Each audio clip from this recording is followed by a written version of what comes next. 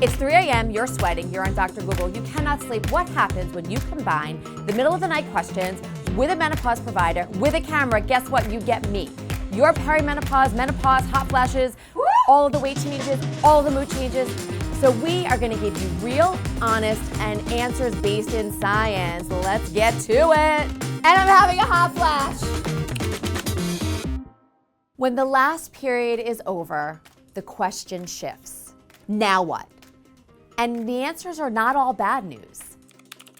The kicker is that menopause doesn't really end because it's that year after the period is gone, and so we become menopausal. This is the next phase of our life. You can absolutely feel like the new you after your periods have gone. And you now have the power and the influence to actually speak up for what you need. It's probably a better version of who you ever were. Find these little life hacks to help build up your muscles, to really get good nutrition. Your bag, what you take to work every day, probably weighs about 15 pounds.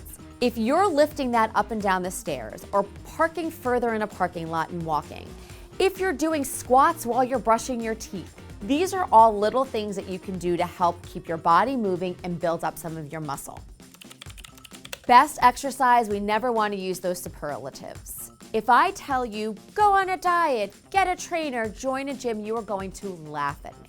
If you like running, if you like yoga, if you like to lift weights, whatever the activity is good for you is how you're going to get the best exercise, and something that is sustainable.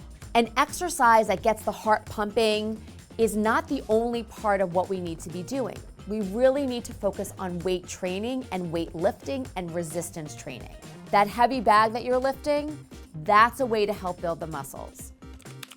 When it comes to tests in menopause, and we're talking about what we keep on our radar, let's talk about bones, boobs, butt, and the beyond. So, we want to make sure our bone health and how we have to track that with our provider is one piece.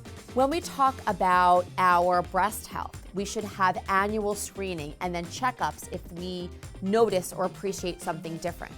And if you have a genetic risk, your screening may be more frequent than once a year. Colonoscopy. Did you know that you should actually have a colonoscopy starting at age 45? So even before you're in menopause, and for some women, even earlier based on risk factors.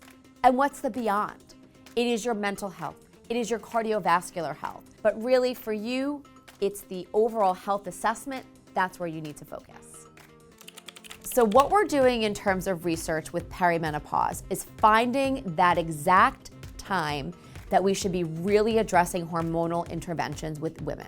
What we also know is something called the timing hypothesis. This really has been studied, saying that if you start hormonal therapy within the first 10 years of that last period, or less than the age of 60, this is the optimal time. Optimal for symptoms, optimal for cardiovascular protection, optimal for cognitive changes, and optimal for your bone and joint health. You may be an excellent candidate for hormone therapy and definitely a conversation. But unless you bring it up, that train will leave the station if you wait too long to get on. What is libido? And I know I sound very philosophical when I talk about that, but definitions matter. It's one's desire to have sex. Your brain is the most important organ when it comes to sex. If we're pulled someplace else, it's probably the last thing we want to do. We want to Netflix and not chill. So, will libido come back? It's very possible, because as those other things get decanted and shifted, and as we start to really understand our bodies and what makes us feel good, that communication with our partners may bring that fire back. You also don't have to worry about getting pregnant. Menopausal women don't get pregnant. Menopause, you're gonna have everything on the radar, and you're gonna be so acutely in tune to how you feel that that radar and that sense is gonna be pretty heightened in a good way. Heart health. Your cardiovascular changes, where cholesterol will go up, blood pressure potentially can go up. These are some core metrics that you and a primary care doctor or you and a cardiologist are gonna work through and are gonna work together. you're going to lose the most significant amount of muscle mass and bone density within those first years of menopause. Making sure that you have the right vitamin complement as well as the right exercises to help build up that muscle is going to be from preparation to maintenance. Cognition. Are you having significant memory loss? Is there a cardiovascular complication that's going to affect your memory, your pelvic health? Are you leaking? Are you getting your screening for your colonoscopy?